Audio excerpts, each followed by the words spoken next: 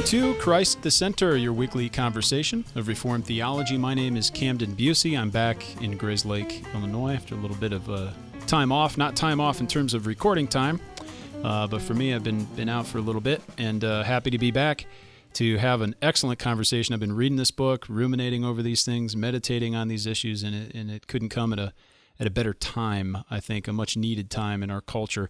As we welcome today Dr. Carl Trueman, who serves as a professor of biblical and religious studies at Grove City College. He's written many books, and we've had him on the program many, many times in the past. Of course, he's a ministerial member of the Orthodox Presbyterian Church. Welcome back, Carl. It's good to see you today. Hey, it's great to be back, Cameron, and good to see you too. Yes, I'm glad that we're able to connect. You know how things are going. We talked a couple of years ago, maybe just a year and a half ago. I can't even remember, but you were kind enough to come out, and we picked you up at the airport in Milwaukee as you came to, that would have been 2017. It had to have been, because it was the 500th anniversary of the Reformation. You came to speak on Luther to our presbytery. We met at Cedar Grove, Wisconsin. And it was at that time that we were talking about a project that you were working on while you were working on a fellowship at Princeton University. And that's what we're going to be speaking about today, this wonderful new book, The Rise and Triumph of the Modern Self, Cultural Amnesia, Expressive Individualism, and the Road to Sexual Revolution. It's published by Crossway. They've done a fine job. I've had an advanced reader's copy PDF for several months now, and I've finished it, been working through it. So I don't have a hard copy to hold up and show to you, but I think they're being treated as gold anyway, so even if I had one, someone might be breaking my door down. This is such a critical and important book. I'm excited to talk about it today. But Carl, I should just start off by kind of asking you the real important question, like, what's going on with this world and why the need for such a book? I suppose you should give us a little bit of the history, explain to us your time at Princeton and what gave rise to your interest in this subject. Yeah, well, the book had a slightly odd origin, and it began with a conversation, or sort of twofold conversation, with Rod Dreher, the senior editor at the American Conservative, who's actually an Orthodox Christian, not an Orthodox Presbyterian Christian, just an Orthodox Christian. Yeah, he's a real Orthodox. Real Eastern Orthodox. He's the kind of Orthodox everyone else thinks we are when they visit. Exactly. But we don't have the great beards and the... I'm working on it. Yeah. But Rod Dreher, and also Justin Taylor at Crossway. Rod was wondering if somebody would write an introduction to the thought of this guy, Philip Rieff, who famously wrote this book, The Triumph of the Therapeutic, in the 1960s. I wanted somebody to do something akin to Rieff that Jamie Smith did relative to Charles Taylor in A Secular Age with his How Not to Be Secular book. And Justin picked up on this, and Rod and myself and Justin got talking. And I sort of said, sure, I'd be happy to look at seeing if something like that was viable. So I went away and started to read up Rieff. I think this was 2015. And as I was working on Rieff and getting more and more into what he was writing, it became evident to me that the kinds of categories that he was using and the sort of analysis he was proposing could be more interestingly studied by applying it to today. So the project morphed from being an introduction to Rieff to a kind of application of Rieff's ideas to the world of today. Round about the same time, of course, Obergefell versus Hodges went down on the gay marriage issue at the Supreme Court. We had Bruce/Caitlyn Jenner come out as a transgender person. So sexual politics was really hitting all the headlines, and so I decided it would be useful to broaden the project and to see about writing a cultural analysis that would help Christians to understand why so many unquestioned orthodoxies of the past, marriage, sex/gender, etc., were falling so rapidly. And that was the sort of the origin of this project. And then I was greatly blessed to get a James Madison Fellowship at Princeton University. It's a great program run by wonderful professors Robbie George and Brad Wilson. It's a way for professors, often from smaller colleges, to spend a year at Princeton University working on a particular project that's considered by them to be of interest to the public good. And I'm always going to be very grateful to the Madison program for supporting me and giving me that year where I was able to get most of the reading done. When I left the Madison program, I went to Grove and got the book written really in my first year at Grove. Mm-hmm. So that's the sort of the nuts and bolts of how the book came about. Sure, I think it's structured really well. In my employment, I have to read a lot of books. I have to read them quickly.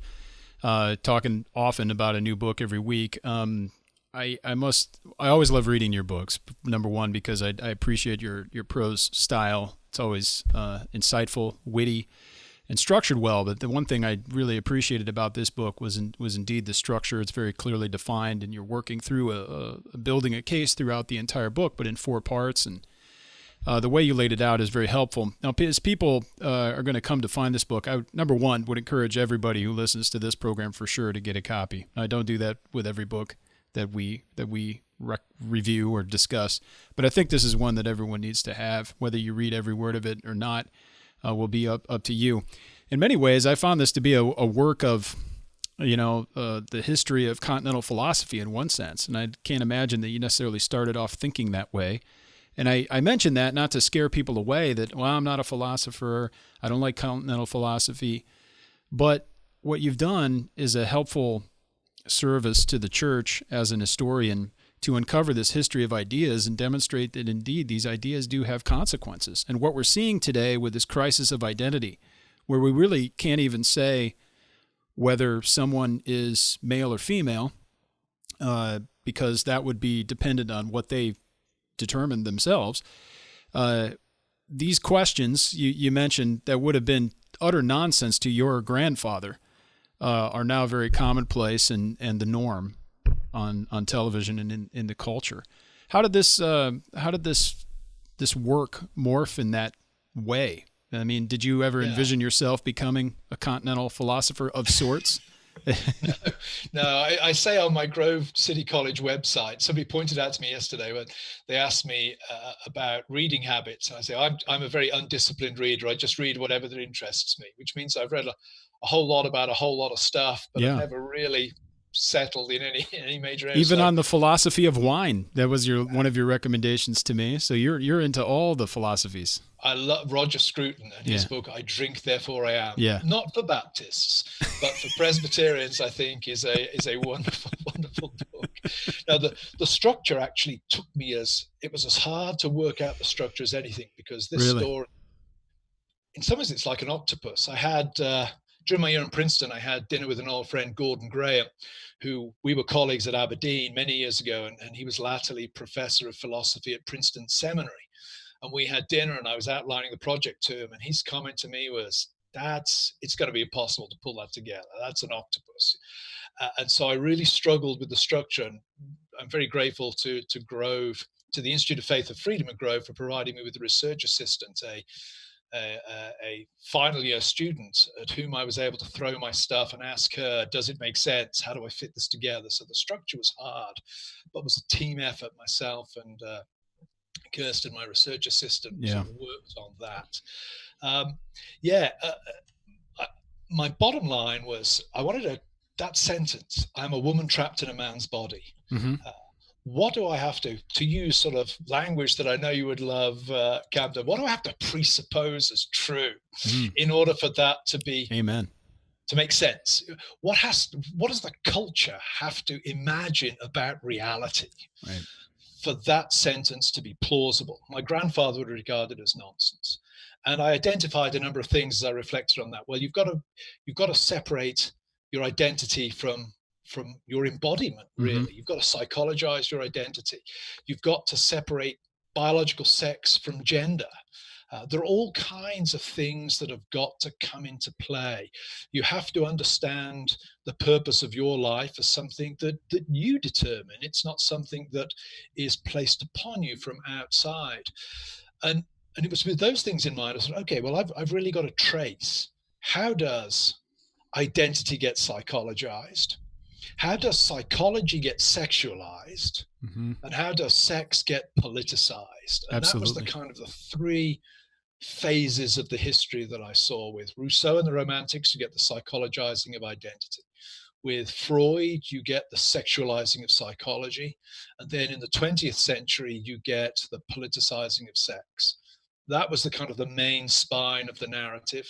There are other narratives as well. I got into a little bit of trouble with this with the students actually at Grove when I regard Hugh Hefner as rather key to the narrative because he, of all people, he's the guy who popularizes pornography. He's the guy who popularizes the idea that human satisfaction is found sexually. He's a popularizer of Freud in many ways. And more people will have looked at Playboy than have read Freud. Sure. I did refer to Hefner as a genius in class, and that was taken as a point of approbation. I didn't mean he was a great guy. I meant that he was very clever in how he marketed this stuff. Yeah, and his thought and ideas were seminal for others. And that's in that sense of genius, I suppose. Because you always have to. There's always that story of how do these ideas that intellectuals think, how do they become the common currency of how ordinary people intuit the world around them? And it's often a complicated story. Oh, it is, absolutely. And that's what I want to reiterate to folks. The people that have read philosophy will certainly enjoy this. I've read a good bit. I haven't read a ton. I wouldn't call myself a philosopher in that sense, but I've had PhD courses in continental philosophy, etc. I read it. I prefer it much to the analytic because I think the ideas actually have effects on the world. Yes, it's asking bigger questions. It is. It's asking bigger questions. My joke, maybe I stole this from somebody, I can't remember, but I'm going to take credit for it one way or the other. The issue with continental philosophy is they ask enormous questions and can't come up with any real solid answer. But the problem with the analytics is they have such a narrow question that they get a hyper precise and exhaustive answer, but it doesn't mean anything because it doesn't apply to the world anymore. That's a great way of putting it, yes. And so, I tend toward the continental side, but we see the effects here. So the importance here is that even if you don't have any familiarity with continental philosophy, I think of the folks in my church, and most of them will not have read, let alone heard of most of the figures addressed in this book. Nevertheless, what you end up finding is that when you're reading this and you start to read on how these ideas were introduced and developed and then passed to the next generation, and somebody picked up someone's idea, transmuted it, adjusted it, moved it on, through this history of ideas, we come to make sense out of our present context and situation. And that's the value, I think, of this book, because we're left just looking at the news. How did this become this way? Like you alluded with the presuppositions, or we might even ask, what are the necessary preconditions of this society or culture that would allow for an idea like this to be heard, not just heard, but adopted? And that's where you've really uncovered the layers of the onion of these odd ideas over the centuries. And I don't know if anyone else really could do it quite the way you did, but I do think you cracked the code. You've done a fine job. Well, thanks very much. That's very kind. And I mean, one of the other things I try to do as well is to demonstrate that the things that often we see in isolation are all symptoms of an underlying change. I think that one of the reasons why Christians have been caught so off guard by aspects of the sexual revolution, gay marriage seems so long ago and so passé now, given what we're facing with the transgender question. Christians have been caught off balance by the speed of things. Once you realize that actually these things are all connected and they relate to changes that have been taking place in culture for several hundred years, it's both a sobering thing because we realize that the cultural task, if you like, is overwhelming at this point. But it's also helpful in knowing it's not total anarchy. There is a rationale behind it that we can, as you put it, crack the code, which will hopefully allow us to be better prepared, less on the back foot as future developments and iterations of this take place. Absolutely. Well, let's get down into some of the parts and talk about some of these massive ideas and put them together. And this will no doubt add to the reading list of most of our listeners. I know I need to buy several of these books to get up to speed. But in part one, you've titled that part Architecture of the Revolution. But there you're really seeking to lay out the basic concepts that you will explore later in this historical narrative, but you draw on three philosophers of the modern condition: Philip Rieff, Charles Taylor, and Alistair MacIntyre. Those names are huge, but nevertheless might not be, they're huge in the field. They might not be known to people in the wider culture. Can you explain some of the basic contributions of some of these folks and why it's important, why their ideas are particularly useful for explaining the architecture at work here? Sure. Well, take Charles Taylor first. Charles Taylor, he's I think a sort of liberal Roman Catholic, Canadian philosopher. I find him very useful because he's done a lot of work on human selfhood, how we understand ourselves. Mm-hmm. I think he latches onto something very important in human nature, and that is we all want to be free, but we also want to belong. And he's very good at articulating how that plays out in history. There's a sense in which we want to be able to express ourselves, but self-expression is also often a social thing. Teenagers see their clothes as an expression of their inner self, and they all dress the same. Would be a sort of simple example. Exactly. And that I found this idea of what he calls expressive individualism set within the social context, I found very helpful for explaining, why is it that there is this explosion, say, in kids wanting to be transgender at the moment? Is it that for thousands of years there have been all these transgender people around, but society has been so oppressive that they've never been able to express themselves? Or is it more complicated than that? Is it that society itself has formed recently in such a way that fluid gender identity is a way of belonging? It's become a desire, if you like, that we have. So Taylor's book I found very useful for understanding how notions of freedom, selfhood, and individuality play out in the social context. Rieff is, in some ways, I guess, the guiding light in the book. Rieff was, from what I can make, secular Jewish guy. For those interested in American intellectual life, he was for a while married to Susan Sontag, the famous feminist essayist and cultural critic. Rieff wrote a book in 1966 called The Triumph of the Therapeutic, where he argued that the hallmark of the modern era was an inner directed therapy. That, in the Middle Ages, for example, human beings, you were born, you'd been born into a medieval family, peasant farmers. The purpose of education, the purpose of you growing up was for you to learn the preordained role for you in the social structure and to be educated and adapted to that role. It says a shift takes place in the late 19th, early 20th century where really we no longer think of the world that way. We don't think of the world as a given into which we have to fit ourselves. We think of ourselves as individuals who need to be happy, who need to find an inner sense of psychological peace. And we do that by, in the crudest sense, by demanding that the world conform to make us happy. An example of this might be child-centered education. When I went to school, I told some of the kids at Grove this the other week. They asked me, "Were you ever caned at school?" I said, "No. The teacher did lift me up by the ears once." And you look at the look of disbelief on these kids today. Say, well, of course, education in those days was, I'm going to an institution to be institutionalized. Right. They would knock my individual out of me and make me a member of society. Yeah, now, exactly. Of course, everything is pressed on the individual is king, and society must conform to that. Rieff has a famous saying which captures this nicely when he says, in the Middle Ages, people did not go to church to be made happy. They went to church to have their misery explained to them. Oh, wow. And of course, as OPC ministers, we're good on explaining misery, as you know. Well, sure. And you, the Luther scholar, will certainly find that to be appealing.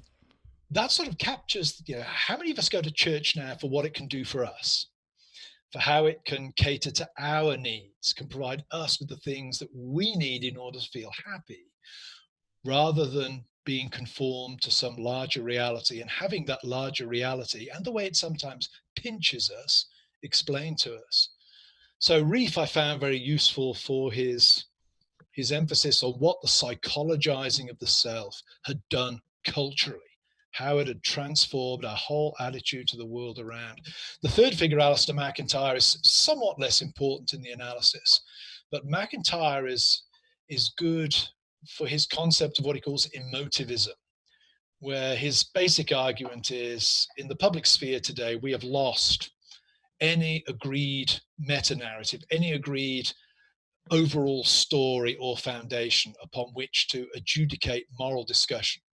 So morality has come down to emotional preferences. You know, if I say I disagree with abortion, or if I say abortion is wrong, what I'm really saying is I personally find abortion a distasteful concept. And that, I think, is useful for understanding, the breakdown of moral discourse in modern society, how the expressive individualism of Taylor, the therapeutic culture of Reef, manifests itself in these horribly polarized and totally fruitless ethical debates. Mm-hmm. And secondly, explains how often, for example, Christian moral positions will be understood by those who are not Christians. We see this in United States versus Windsor, the lawsuit that really sets the play up for Obergefell versus Hodges, the gay marriage decision lawsuit. Yeah. Mm-hmm. Windsor overthrew the Defense of Marriage Act, and in the opinion on Windsor, the Supreme Court essentially says that the only reason for opposing gay marriage is constitutional animus, irrational bigotry. Precisely.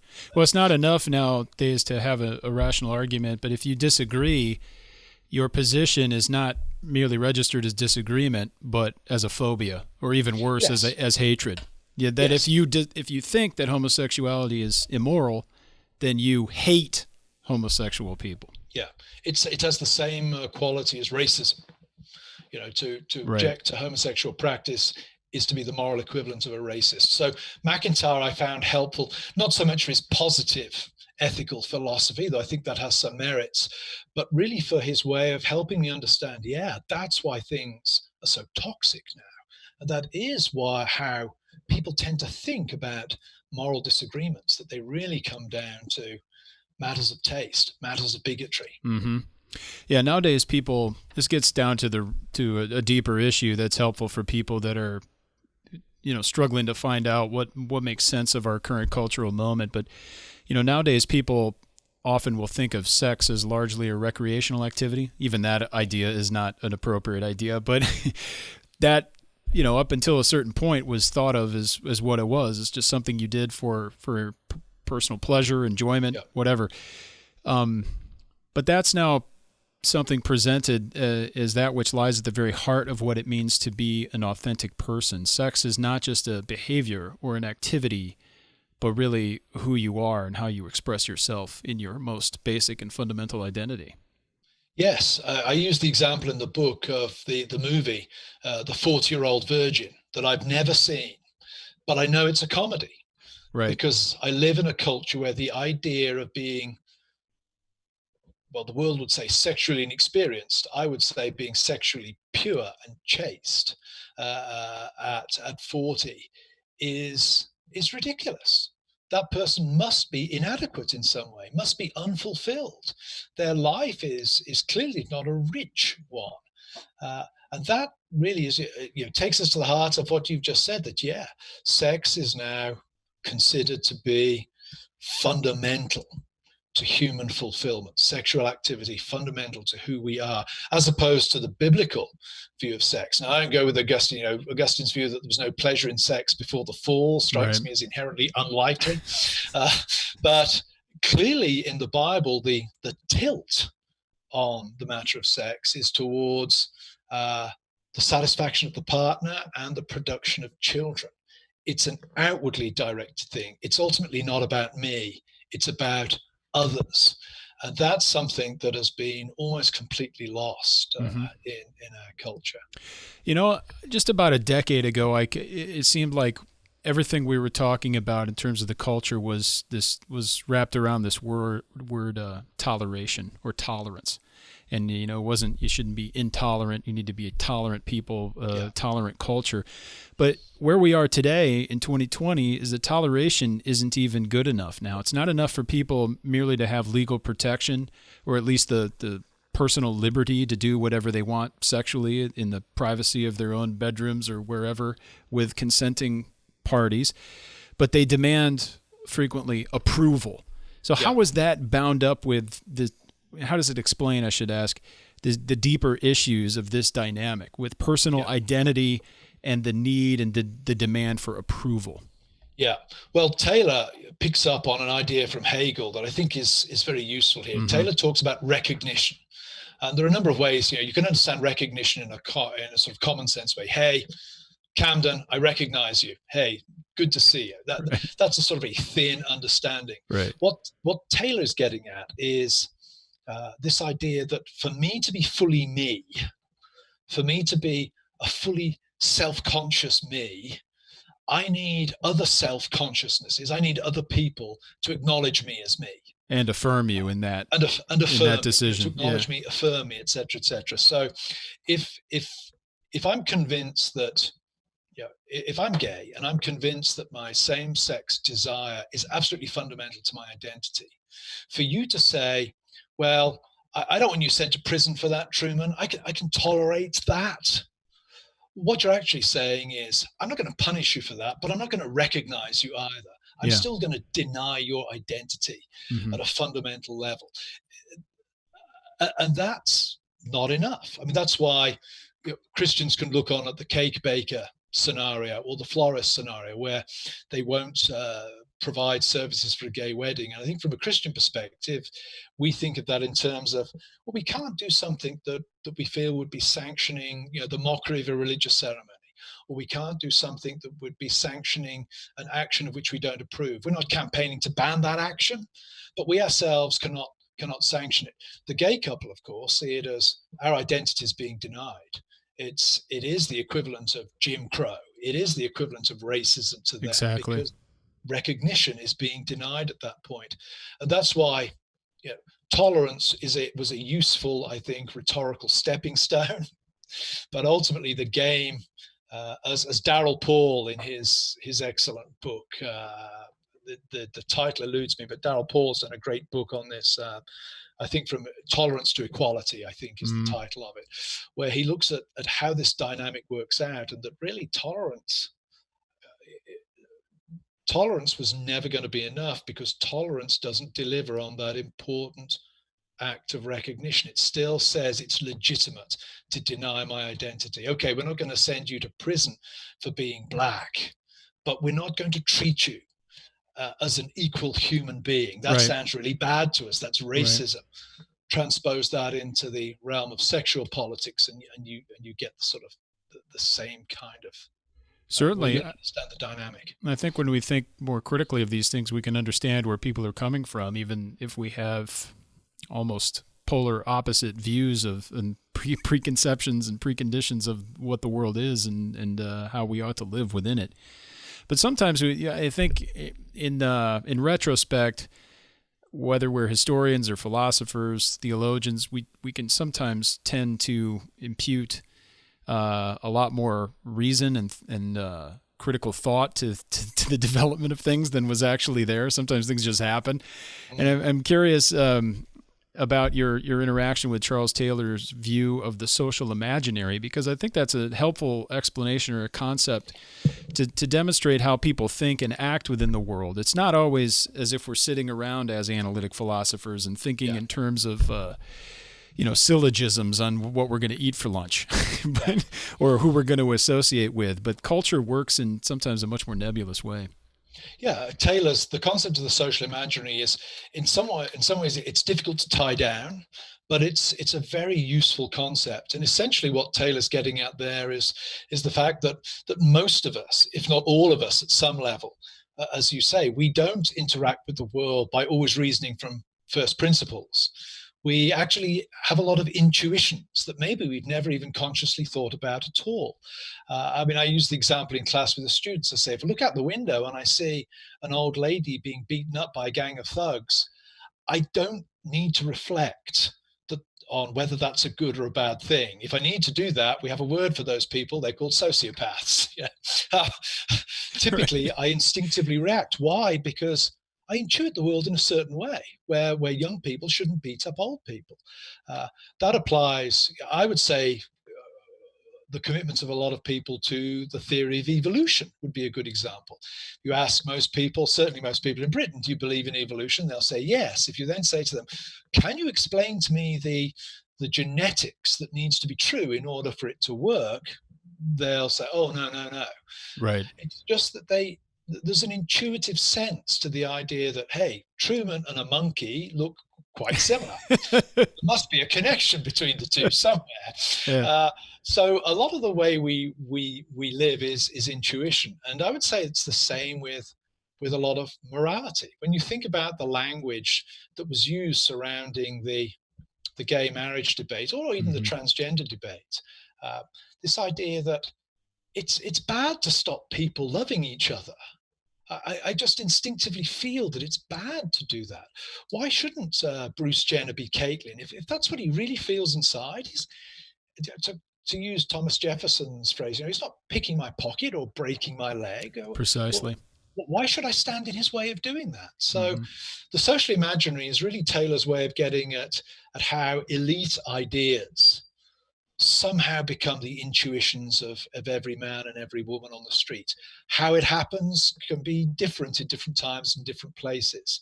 But there is this kind of percolation down from the elites into into people like us, the ordinary people. Right. I would say television does a lot of it. One of the tremendous things that I'm sure is that Will and Grace, the sitcom, played a much more important role in changing attitudes to gay marriage, for example, than any argument put forward by continental philosophy seminar at a university. I remember reading my friend Robbie George's book, What is Marriage? And to me, it's the most brilliant defense of marriage. I doubt that it persuaded anybody to change their mind, precisely because it's an argument and not a narrative or an aesthetic or something that's really getting at the intuitions of those who read it. Absolutely. We're going to get to some more philosophers and more propositions and thought that explain how that came to be. I'm fascinated, especially when we get into the next section. And perhaps we can also come back to that notion of the church seeking to argue on aesthetic or emotive points, which can be extremely dangerous because right now, the gay marriage debate, which is pretty much a done deal, it's over. Yeah. But if you want to make those arguments, the culture is going to win the aesthetic or the emotive point. But before we conclude part one, I was curious about how these long-standing cultural institutions and better yet, just ideas that have been entrenched, the way people used to think about the world and how it operated. If there's going to be, in the progressive mindset, progress or change, then you have to tear these things down and replace them. You have to subvert them somehow. And then Philip Rieff introduces this notion of the death work. Can you explain that to us and what the significance of that is for our discussion? Yeah. Well, two things there. One, Philip Rieff makes the point that culture, and by culture, he typically means the ways in which values are transmitted from generation to generation. He's not talking about pop culture. He's talking very specifically about the mechanisms by which values are transmitted from generation to generation. He says we live at a unique time because in almost all other epochs of history, the elite, the cultural elite, have seen it as their task to pass on the wisdom of the previous generation to the next, sometimes with modifications, but by and large, the emphasis has been on continuity rather than break. We live at a time, he says, where the cultural elites are committed to the iconoclasm of the values of the past, and that manifests itself in various forms, and they do this in various ways. And one of the ways, he says, is this death work idea, where you take that which was sacred to a previous culture and you sort of flip it on its head. The most obvious example, and it's a rather tasteless one, I hope that the audience will sort of bear, you know what I'm going to talk about. It's art, Carl. Yeah, art. And Andres Serrano's notorious work from the mid-1980s, Piss Christ, which is a crucifix submerge in a bottle of Serrano's own urine. And for Reef, that's an extreme but a great example of a death work, that you have something there that was sacred that has been made dirty, ridiculous, has had its authority stripped from it. He has, I think, this memorable phrase where he says, the sacramental has been turned into the excremental. Right. But he would also point to other works, the literature of James Joyce, for example, where Bible verses, sacred themes are picked up and really subtly mocked. I would say, I don't think Reef points to this, but I would say in some ways satire can be like a death work, in that it makes the traditional authorities look ridiculous. So the way that what he calls the anti-culture, the iconoclastic culture that really wants to make everything new, is able to sort of shape the social imaginary, is often through these cultural artifacts that deliberately play with the signs of the previous culture in a way that sort of makes them mean the opposite of precisely that which they were intended originally to mean, or the opposite function to that which they were originally meant to have. Precisely, and we don't see this everywhere. Sometimes it's just a cheap laugh, but even in meme culture that we find in social media and Twitter and whatnot, we can find something. You know, if the first lady comes out in a green dress, the next thing you know, that's the green backdrop for a green screen. We're going to impose anything and everything on top of that. Sometimes it's just for a laugh, but I mean, there's an aspect of the death work and that anti-culture, the anti-culture at work as well. And it works itself out in various ways. This isn't necessarily, now this is an intellectual idea we're talking about. We're conceptualizing this anti-culture, but at the same time, you know, people on the street get it. They know it. They're engaged in it. This is part of real life. Yeah, and it's these things I think have a bigger impact on most of us than the heavy tomes do. Most of us, we're not reading heavy books about deconstruction. We're not reading heavy books about critical race theory. We're catching the sound bites. We're seeing the murals. We're getting the as you say, the memes, these kind of things, and these shape our intuitions. Especially, yeah. And then when the algorithms of the various social media outlets, which are ostensibly amoral, I should say, not immoral, but there's an aspect of immorality there too.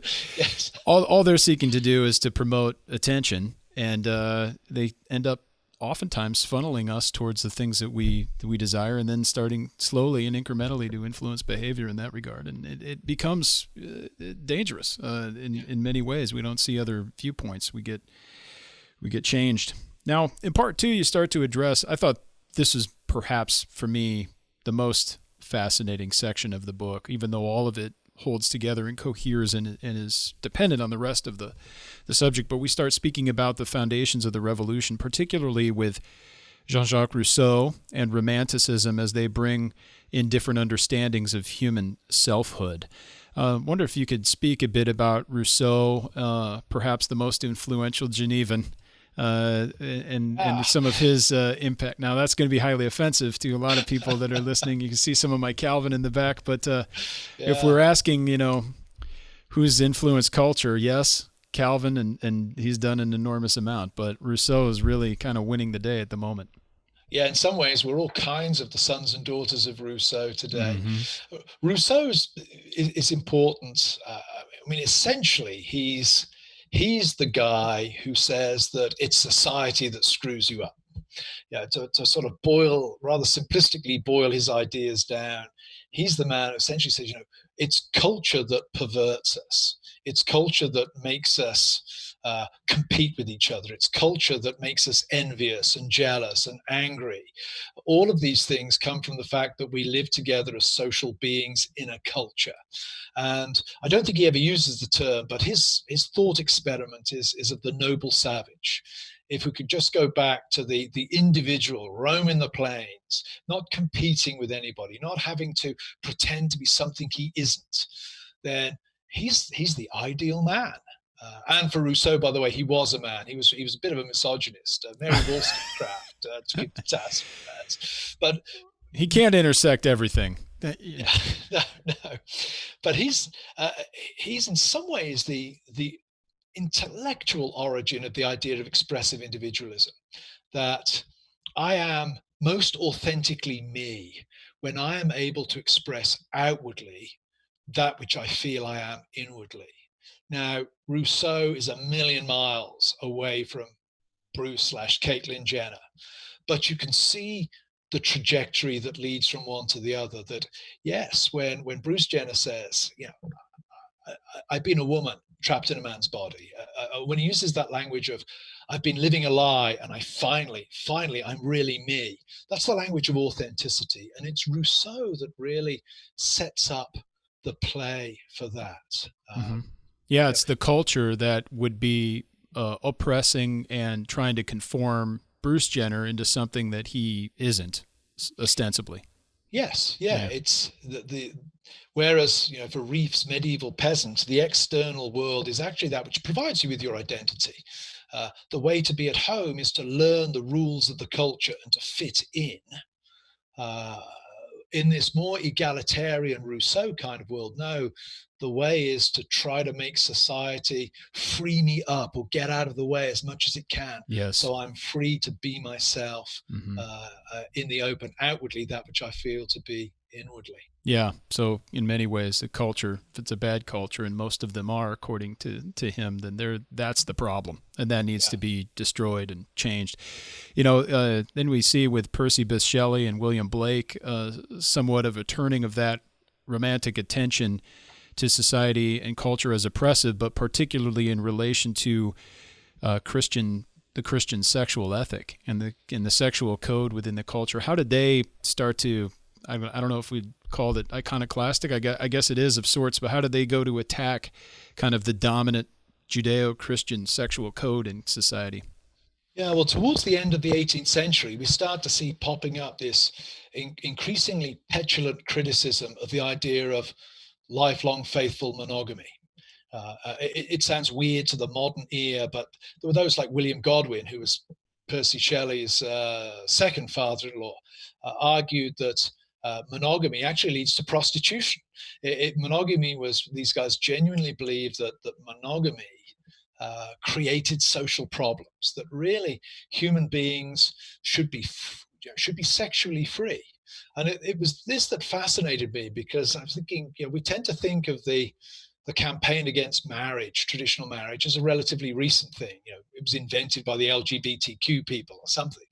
In actual fact, it goes right the way back to the end of the 18th century, where you're starting to get pressure building from the elite in society for the overthrowing of the institution, which of course also involves the overthrowing of traditional Christianity, because the institution that maintains the institution of marriage is the church.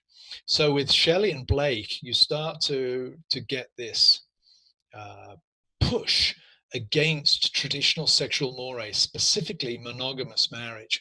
And the genius of Shelley and Blake, of course, is they're doing it in an artistic form. Blake's Songs of Innocence and Experience are deceptively childlike in their meter and the way they're presented. They're sort of catchy, but the philosophy of some of those poems is pungently anti-traditional marriage and anti-Christian. In one poem, he talks about, it's a poem really about syphilis, and he talks about the marriage hearse. He uses the language of the funeral to describe the marriage. Wow. In another poem, The Garden of Love, he talks about priests in black gowns who are walking their rounds and binding with briars my joys and desires.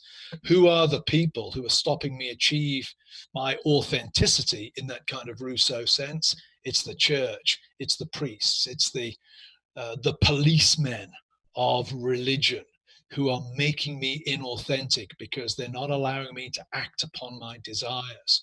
And I think the genius of Romanticism was it carried this into artistic forms. Yeah. And artistic forms inevitably have a greater impact because they pull on the heartstrings and they have a broader appeal than tedious political tomes written by Godwin, for example. Who reads Godwin's Political Justice these days? Nobody. Who reads Blake and Shelley? Well, anybody who wants a decent smattering of English literature is going to be reading those guys. Right. Yeah, I really regret that Shelley probably wrote my favorite poem, Ozymandias. He's that chapter I enjoyed writing the most because I love the Romantics, even though I, obviously can't go with them on this issue.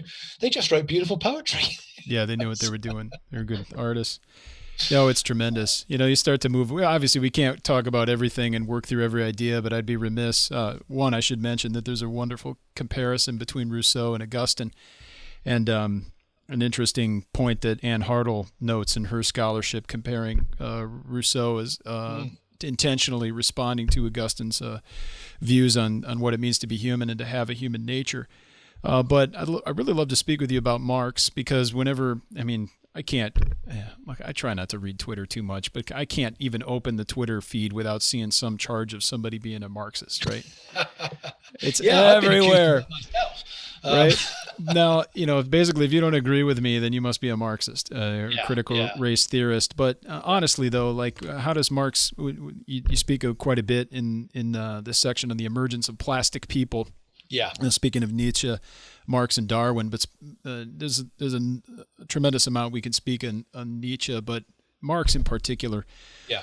When he's speaking of this class struggle, how does this, in many ways, kind of just lay an epistemological? It lays an intellectual bedrock that's starting to really come to light now presently. Yeah, I think there are a couple of things that are important about Marx in that context. One, along with Nietzsche and Darwin, I think he's important for weakening, subverting, undermining the notion of human nature. The Romantics could kind of get away with what they were doing. Rousseau could get away with what he's doing because he did assume that there was a common human nature we all shared that had a sort of intrinsic moral structure to it. What you get with Darwin, Nietzsche, and Marx is the abolition of that idea, particularly with Marx and also with Nietzsche as well. But human nature becomes a construct of the dominant class in order to naturalize and normalize the moral structures that it needs to preserve its position of power. Which is in some ways, touching on critical race theory. This is Exactly. the idea there that we want to talk about human dignity. No, you're really talking about the white man's notion of human dignity. Right. You're universalizing your particular class or race interest. So we see that kind of logic flowing through to the critical theory of today. So that's one important point about Marx, that he's part of this general onslaught on the notion of human nature as a stable, transcendent, intrinsically moral concept. Yeah. Secondly, he makes history, he makes all things political. When Marx says, human beings are fundamentally defined by their economic relations to other human beings, what he does is he makes everything becomes economic, and everything therefore becomes political. So as we think of today's society, where it sometimes strikes me as odd that the most private of human activities, sexual intercourse, has become one of the most pressing issues of public policy of our day. Right. Why has the intimately private become the explicitly public? Well, Marx is part of that story, because for Marx, there is no private. Everything is political. You see this again, you probably see this on Twitter, but people say that's a personal opinion. No, the personal is political. Mm-hmm. That kind of view is only possible in a world that Marx has had a significant role in shaping, in terms of how we understand all of human activity, political activity. So there's that element of Marx, and then thirdly, the element of struggle. That history is about overcoming oppression. And also, oddly, in doing that, he makes the traditional losers of history into the heroes and the winners. It's the poor, the dispossessed, the marginalized that become the heroes for Marx, not the great men, the powerful men. No, it's the underdogs, it's the underclass. And that, I think, plays strongly into our modern egalitarian intuitions. We have an instinct for the underdog. We don't like to see people being picked on and bullied by the powerful and the strong. So Marx's idea there Right. resonates powerfully with part of the way we as modern Western, liberal, democratic people intuit the world around us. So Wow. those are the areas where I would say Marx is, he's not solely responsible for the way we think, but he's a powerful theorist of some of the ways we now think and intuit the world. Right. Before I ask my question, I just want to point out that I'm an American, and have you naturalized yet? But we were the underdogs, and I just want to let you know that in case you didn't know that the country you live in, we revolted. We're recording some weeks before the presidential election. All I can say is, whoever wins on November the 10th, I will still be able to take pride in my head of state. You're right. Is Boris Johnson still in charge? No, he's not the head of state. I know. Don't talk about her children. It may change in the near future. That one. Well, she has one less. They disowned one of them, but that's another issue. It's interesting on Marx and his theory and how, his ideas. How many people have lived and died by his ideas in the last 100 years? It's hard to fathom.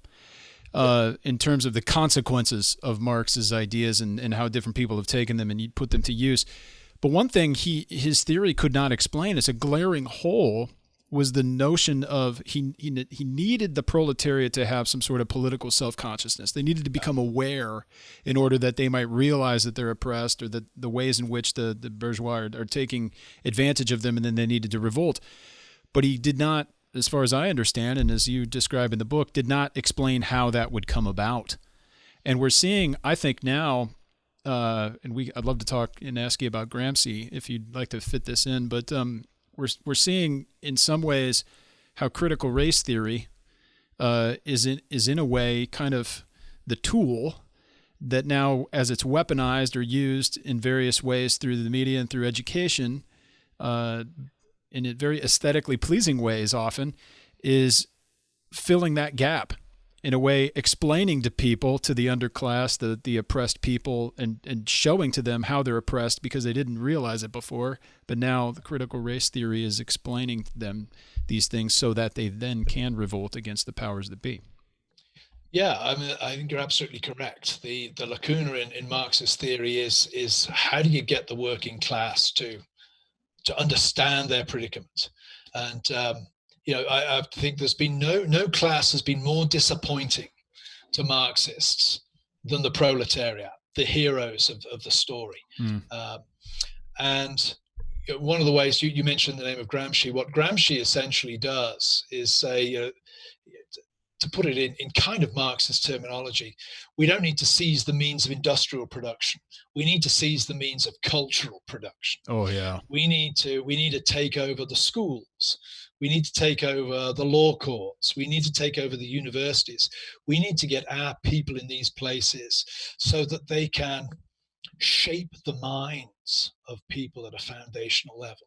We're not looking, if you like, to form militant trade unions, go out on strike, blow capitalism apart by that kind of thing. We're looking to transform the culture as a means of transforming the consciousness of people within the culture. And you're correct. I would say, critical race theory. I would also say queer theory. Sure. Is another branch. All forms of critical theory. Yeah. Yeah. They're predicated on that basic idea. And that means, of course, that the political struggle moves into realms that one might not have expected. My grandfather was a trade unionist, lifelong socialist. For him, political struggle was going on strike. But now political struggle might be the policing of language. It might be pursued through the law courts in a way of dismantling what are seen as oppressive structures. So the whole political game shifts from really industrialization to culture. Sure, and even more so, it doesn't even have to be explicit education, but the cultural products, the forms of cultural production versus the means of production in an economy. You're exactly right. Gramsci was so prescient in kind of a depressing way. Yeah. But as you mentioned earlier, the effectiveness of will and grace in shifting the culture, I listen to, for other reasons, for nonprofit reasons, I listen to a podcast which is hosted by a woman named Joan Gary. She's tremendous in terms of her insight and understanding into how nonprofits work and whatnot. But she's she's a lesbian activist. She used to be an executive at Showtime, and they had and even apart from that, had been at work in various gay and lesbian organizations seeking to find the representation in the media. Because even 20 years ago, they explicitly knew, and I'm not just talking about the news, but they understood that if you could get and normalize certain behaviors and identities in movies, in television shows, in all of these other things, award shows, you name it, then that over time would win the culture and instruct people that they would, their barriers to the oddities of these things would go down, and they would start to change their opinion. And they were right. In many ways, that's kind of Gramsci's idea, that's the way that the change happens. It's through education, not necessarily in explicit forms always, but in these ideas, they have consequences. And Rod Dreher, in his new book, Live Not by Lies, articulates this notion of soft totalitarianism, that we now have these very progressive political causes allied with very powerful corporate multinational organizations that can really tilt you or nudge you to think in certain ways. I won't say in order to survive, but certainly in order to enjoy the things you want to enjoy. It's very interesting the way that cultural Marxism is a cheap term of abuse, really. And is used inappropriately 99% of the time. But there is such a thing as cultural Marxism. And I think that some of the phenomena we see now do conform to the criteria one would use for defining it. One important thing I think that's helpful is to speak of the LGBTQ plus movement. Yes. People might hear that and think they either might roll their eyes. We need to take it seriously, but then because the letters keep increasing. But that's part of the point, that there have been more identities and more notions that have been added to this. Coupled with all of this is this notion of intersectionality. I would encourage you to read the footnotes. I'll try to have links to the appropriate articles that you cite. But intersectionality is an extremely important subject on this matter. But you end up with these tensions within these different identities. You would imagine that gays and lesbians would join hands and fight common battles, and they have in the past.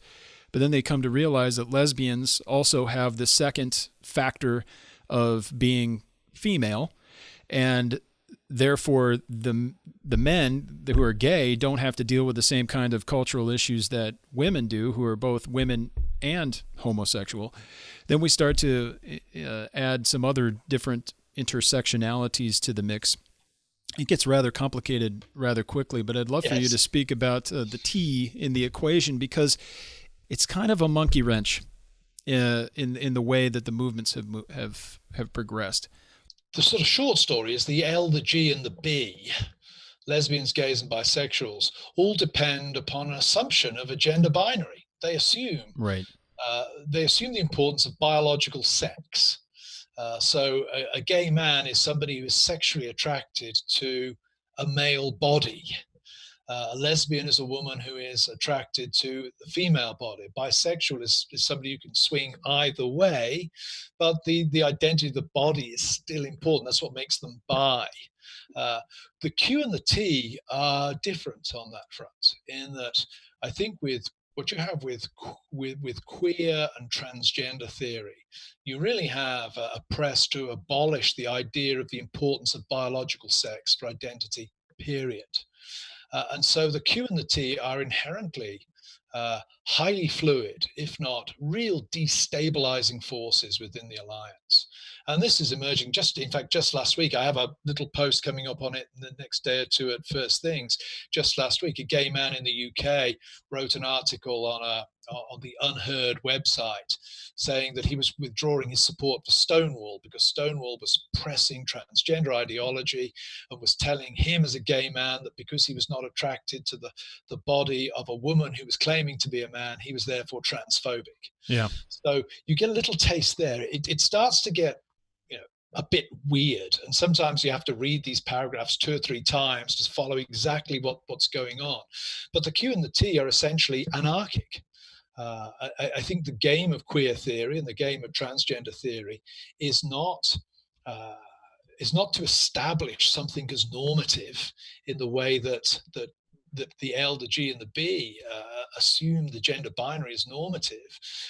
It's to destabilize everything. It really is a very nihilistic is perhaps too, well, I would say it's probably the wrong word. It's not too strong word. It may be the wrong word, but it's an anarchic movement. And it is starting to put real pressure on the LGBTQ movement as a whole, as this article by, I think it's a guy called Johnny Best over at Unheard indicates. Yeah, I think that is tremendously. I think that's eye-opening for a lot of people, because you can assume that there is some sort of monolithic movement that might be opposed to traditional Christian values. Now, if we boil it all down within a biblical worldview, there's the kingdom of God, and then there's the kingdom of this world. So in that sense, there is a very clear, sharp antithesis. You know, we can look at things that simple if we need to, and it's often good to do that on occasions.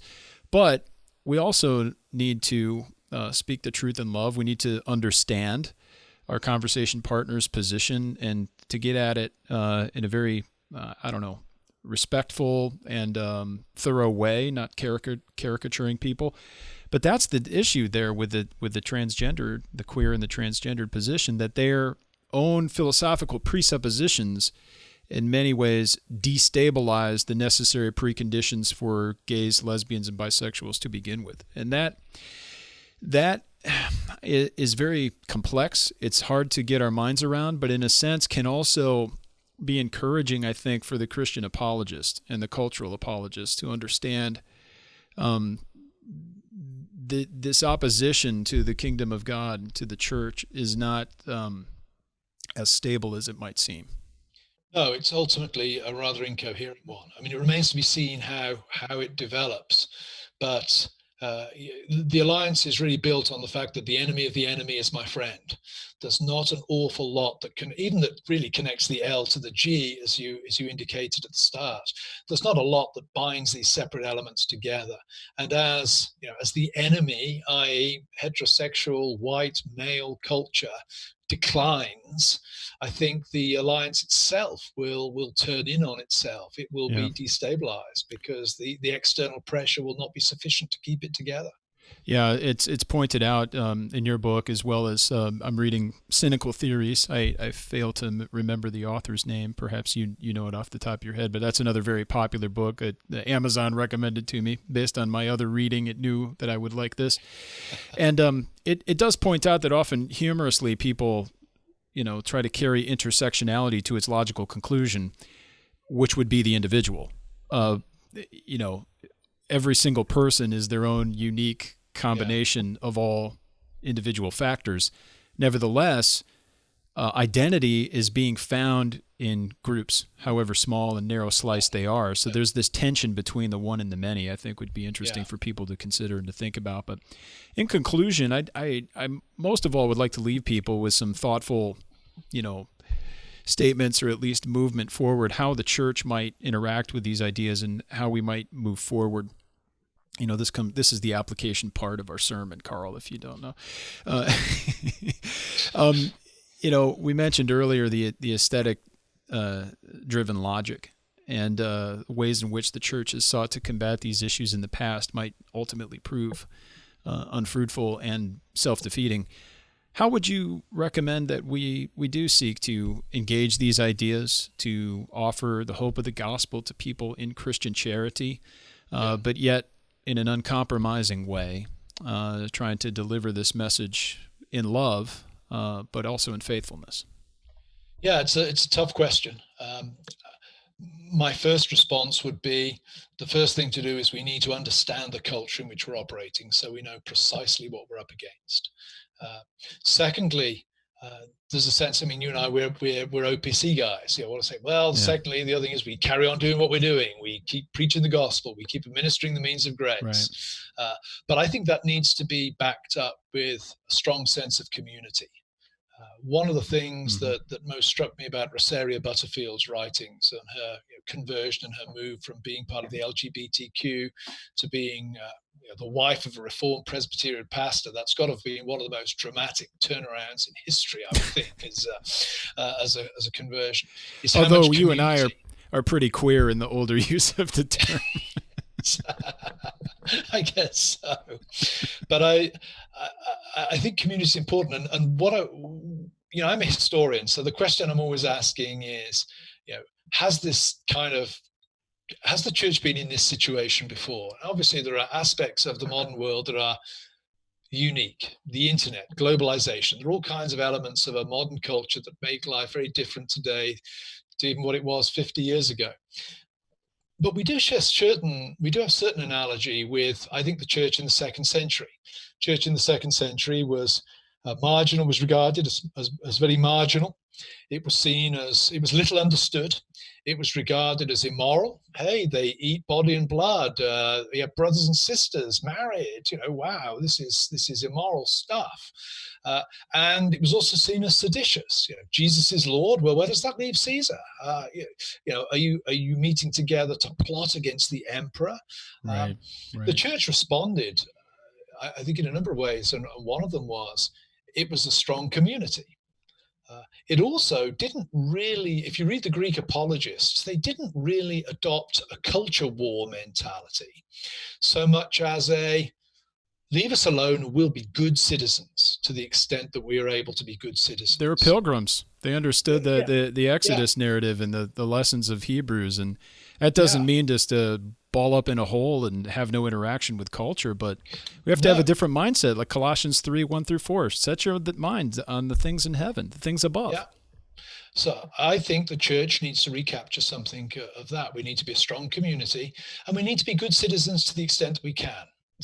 The second century, they wouldn't sacrifice to Caesar as a god, but they would serve in the Roman army. Or pay taxes. They paid their taxes. Sure. So I think we need to capture something of that. I already see some of that in Europe, but secularization in Europe is a longer process. We've been further along in that process. In America, it's happened really rather rapidly. The church has been shunted to the margins, or is being shunted to the margins at breathtaking speed. So we've not had a chance to get used to the fact that we don't own the country anymore. And the danger in that kind of moment is we just get angry, we just get combative, we launch our forces at the Battle of Frankenhausen and we get totally wiped out. Yeah, that's the kind of temptation. Yeah. I want to say, no, it's time for thinking about what it means to be the church in a hostile culture, what it means to be a good Christian citizen in a hostile culture, what it means to be a community. The LGBTQ was successful because it was a community. These people loved each other and looked after each other. Mm-hmm. Maybe there's something there the church can learn from. Yeah, and I think we also need to expand our notion of the church to true Catholic notion, small c Catholic, but also the global notion of the church, the universal church. And, I no doubt people may see this interview and say, oh, great, we've got two white guys in a splinter denomination, coming from basically, you and I have differences in many regards, but in the grand scheme of things, we're neighbors, even though we come from different countries. In terms of our heritage, we have the very almost identical worldviews. I mean, that's just a fact. And so therefore, it could be seen, well, what do these two bozos have anything to add to this conversation? Perhaps, and I don't know for sure, but perhaps a recovery or a true and honest understanding of ecclesiology can help us. That we're not just a community in our local zip code, but we as a church, yes, it's important to emphasize local churches. We can't live without them. We need to be embodied. We need to be a church in our local area and community. But we're also a spiritual body throughout the world and throughout the ages that transcends socio-political, cultural, geographical differences. And if we remember those things, I think that truly is a promising way in which the church can move forward. amidst the challenges that the world presents. They might be different from region to region, but if we lose sight of that, of the church as a whole, I think we start to flounder a bit. Yeah, I couldn't have put it better. I think that's excellent. I was chatting to a Roman Catholic recently and I asked him, "Hey, what do you think about the decline of your church in America?" And his comment to me was interesting. He said, well, as Catholics, we're brought up to think of the church worldwide. He said, so, well, it's depressing. He said, I don't lie awake worrying about it because I'm always thinking of my church as worldwide. Yeah. Easier to do that when you just have, if you like, the one denomination worldwide. True. But I thought, well, there's something interesting there that, yeah, I do tend to think rather denominationally, rather nationally. I need to expand my ecclesial imaginary, if you like, to intuit the church as a global phenomenon. Yeah. So I think you put it beautifully. Well, I don't know about that, but I think, yeah, just thinking about that, we need to live our ecclesiology. I always love meeting and speaking to our ecumenical friends as we have fraternal delegates at the General Assembly, et cetera. And you know, even though in large measure, these are also very small denominations in other countries, it broadens your horizons, it broadens your view. And so often we have a very, I think, parochial view of the church, and we need to expand on this. So I appreciate you interacting with so many ideas and also sharing. I think that's one thing I love about you so much, Carl. You're a friend to many. You have principles. You don't compromise on your ideas or your principles or your beliefs. But also, in a way, you're very generous in the people you speak with and the ideas that you entertain and converse. And the fact that you have so many good friends in a variety of faith traditions, I think that speaks for an important, a position of your heart. And I think that as you model that, more of us could benefit. And I think the church, the Reformed Church as a whole, could benefit from entertaining these ideas, not out of fear for being changed or whatnot, but getting out there and interacting without, this overly parochial stance. Well, thanks. The Lord has given me a very blessed life. So thanks for that. Yes, and we'll dwell in the house of the Lord. Surely goodness and mercy will follow us all the days of our lives, and we shall dwell in the house of the Lord forever with all of God's people. So thank you very much. This book is tremendous. Get a copy of it today. The Rise and Triumph of the Modern Self, Cultural Amnesia, Expressive Individualism, and the Road to Sexual Revolutions, published by Crossway. Just get a copy. Everyone needs to have a copy. Read it. I'm not messing around. This is an important work, and we're going to be reading it many years from now, I trust. So thank you, Carl, for joining us today. Visit The Mortification of Spin online. You can visit Grove City College online as well and find out information about their programs. And, of course, we might as well promote the Orthodox Presbyterian Church, opc.org. You can send your hate mail there. If you please don't. Our church is very good, very faithful. But you can get a hold of us online at reformedforum.org, where you'll find information about all of our programs, our free online courses on a variety of subjects, as well as ways to get in touch with us if you would like to converse. And I do want to thank everybody for listening. We hope you join us again next time on Christ the Center.